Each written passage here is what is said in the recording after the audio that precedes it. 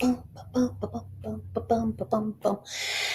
kia ora, Helen Brahms here, come to you live from San Diego in California. Hope you're all having a super fantastic, sparkling day. Welcome to Before the Dirt Nap podcast number 1528.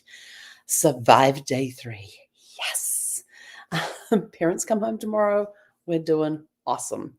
Sorry, I got bitten by something and I don't know what it is, but it's got these leaving big bite marks on me. So we had, it was my first full day with the kids. So Thursday, Friday, they had school and preschool, and today was the first full day with the kids. I get with them most of tomorrow. Their parents get home like around 4-ish, somewhere around there. So I'll have them for most of the day. But it has been a good day.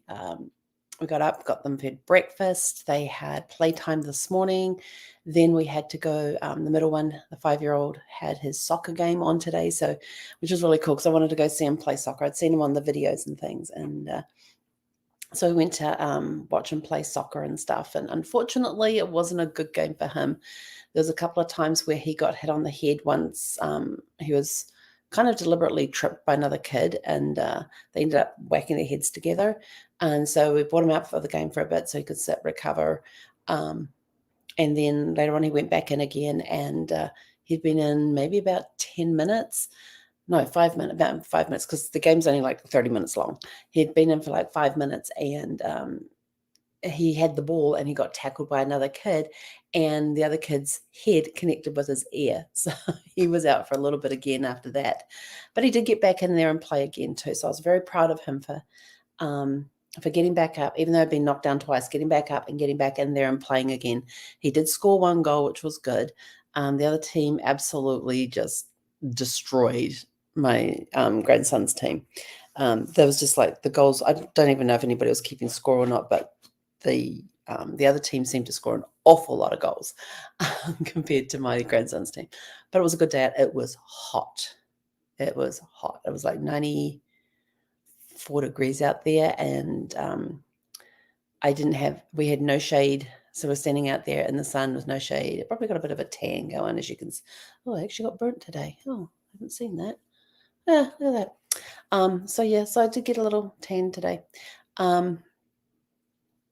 Yeah, it was pretty hot, but no, that's more tanned. So this bit's a little pink, I think. This light's not the best. So yes, I did get a little, and even though I had a hat on, but I did have a big brim hat. So when the middle the grandson was on the sideline, I made sure he had my hat on to try and keep him cool.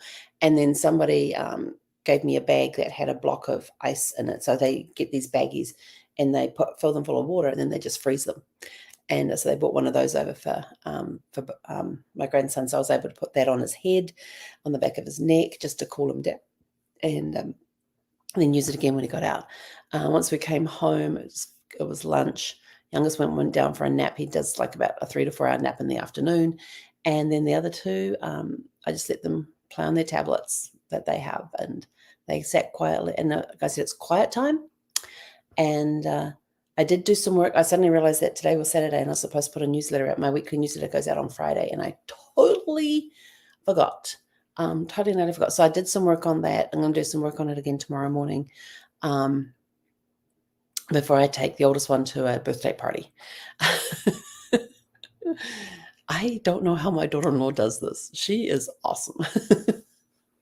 She does a phenomenal job with these kids. I felt like I've managed to keep up barely.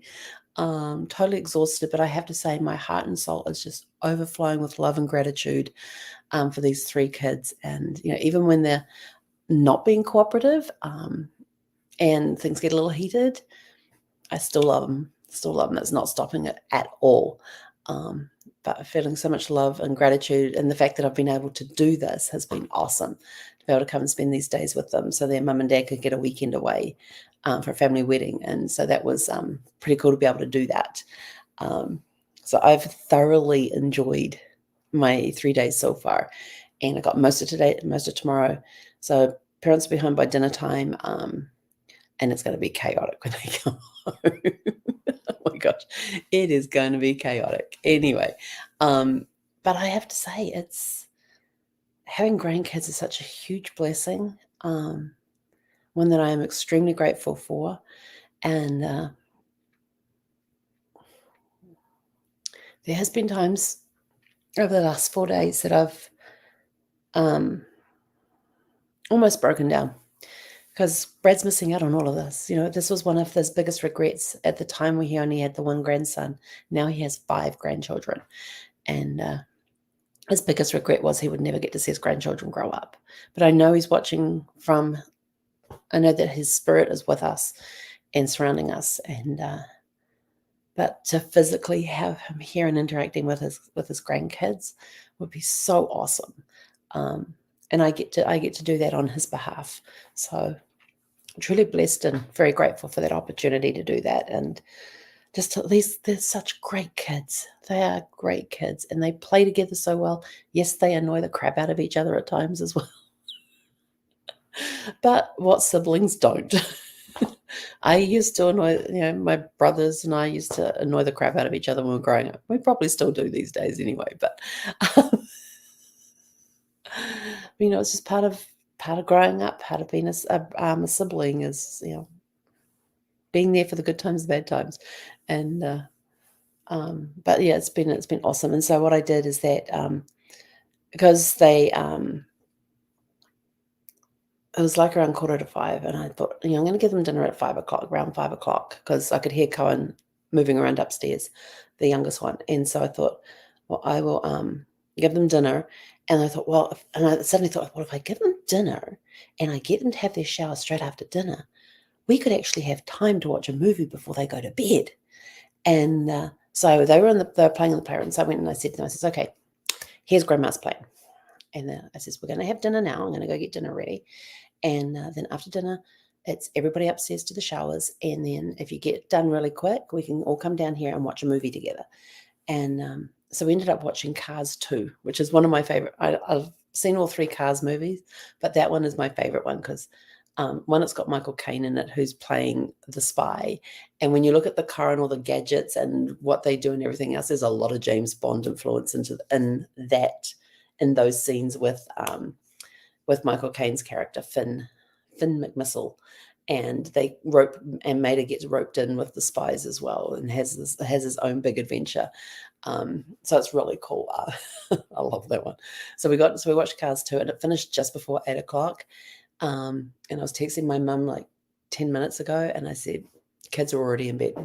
And that was the agreement, was that we watch a movie. It may go past your bedtime, but for this one night, we'll let you stay up a little later and watch the whole movie, because usually they only get to see part of a movie and then they watch the other part later on. I said, no, we're going to watch the whole thing. I said, unless you guys start falling asleep. And I said, but the agreement is that as soon as the movie's finished, it's straight to bed, no mucking around. And they did that. They had up their end of the bargain, and by 8:10 they were all in bed.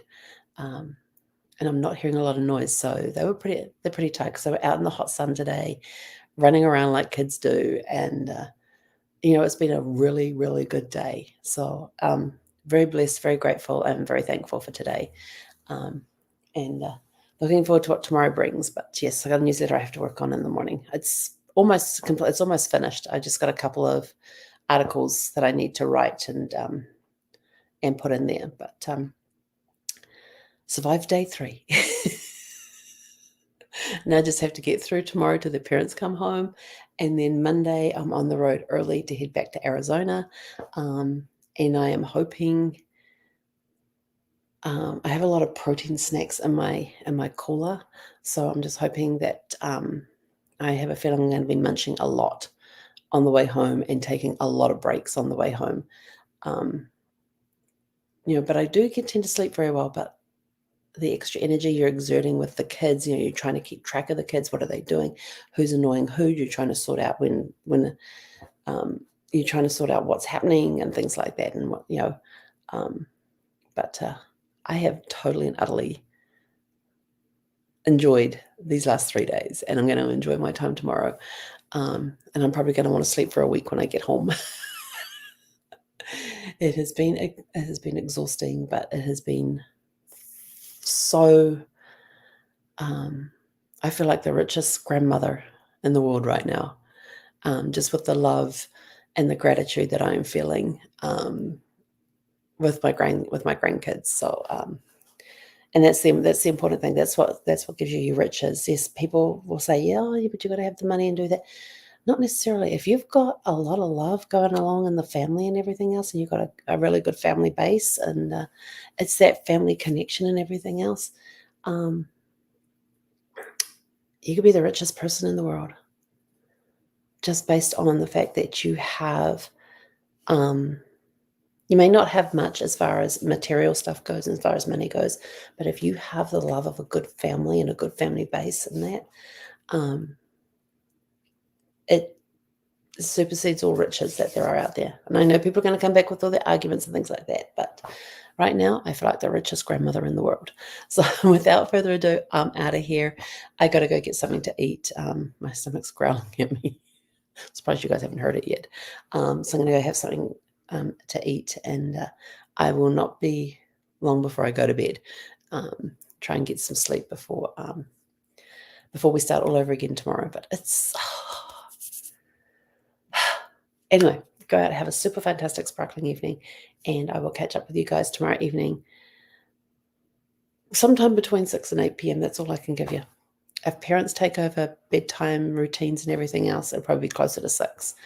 But anyway, go out, have a super fantastic sparkling evening, and I'll catch you guys back here tomorrow evening. He konera.